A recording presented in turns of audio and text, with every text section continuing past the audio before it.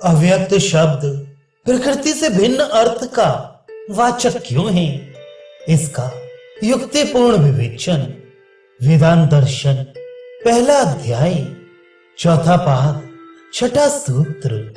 इस उपनिषद में तीन का ही इस प्रकार गेय रूप से उल्लेख हुआ है तथा इन्हीं तीनों के संबंध में प्रश्न भी किया गया है। व्याख्या। कठोपनिषद के प्रकरण में नचिकेता ने अग्नि, जीवात्मा और परमात्मा इन्हीं तीनों को जानने के लिए प्रश्न किया है। अग्नि विषयक प्रश्न इस प्रकार है, हे यमराज, आप स्वर्ग की प्राप्ति के साधन रूप अग्नि को जानते हैं, अतः मुझ श्रद्धालु के लिए वह अग्नि विद्या भली भांति समझा कर कहिए। तदनंतर जीव विषयक प्रश्न इस प्रकार किया गया कि मरे हुए मनुष्य के विषय में कोई तो कहता है यह रहता है और कोई कहता है नहीं रहता। इस प्रकार की यह शंका है। इसका निर्णय मैं आपके द्वारा उपदेश पाकर जानना चाहता हूं।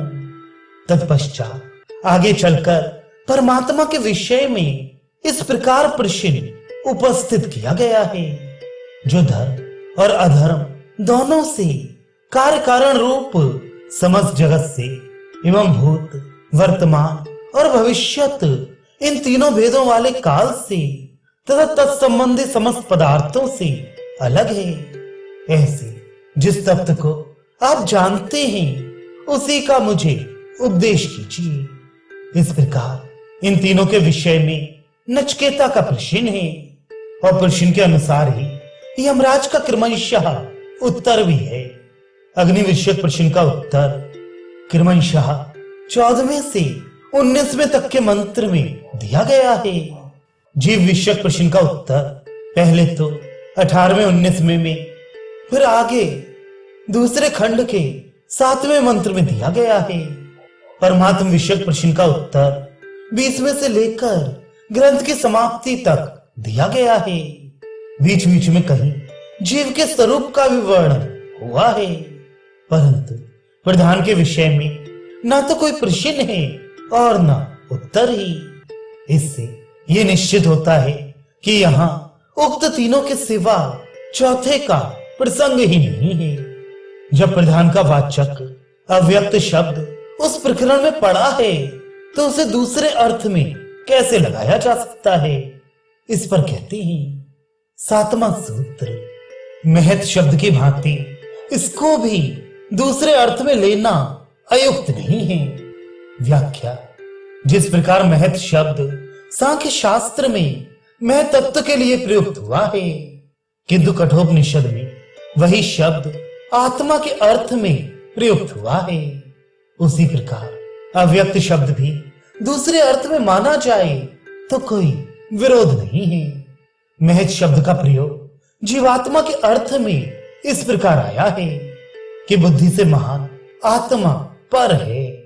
यहां इसको बुद्धि से परे बताया गया है, किंतु सांख्य मत में बुद्धि का ही नाम महतत्व है, इसलिए यहाँ महत शब्द जीवात्मा का वाचक है। इस प्रकार वेदों में जगह जगह महत शब्द का प्रयोग सांख्य मत के विपरीत देखा जाता है। उसी प्रकार अव्यक्त शब्द का अर्थ भी सांख्य मत से भिन्न मानना अनुचित नहीं है, प्रत्युत उचित ही है। इस प्रकरण में आया हुआ अव्यक्त शब्द यदि दूसरे अर्थ में मान लिया जाए तो भी श्वेताश्तर उपनिषद में अजा शब्द से अनादि प्रकृति का वर्णन उपलब्ध होता है। वहां से श्वेत, लाल और काला इन तीन वर्णों वाली कहा गया है। इससे यह बात स्पष्ट हो जाती है कि सांख्य शास्त्रोक्त त्रिगुणात्मक प्रकृति को ही वेद में जगत का कारण माना गया है। इसका समाधान अगले प्रकरण में करते हैं।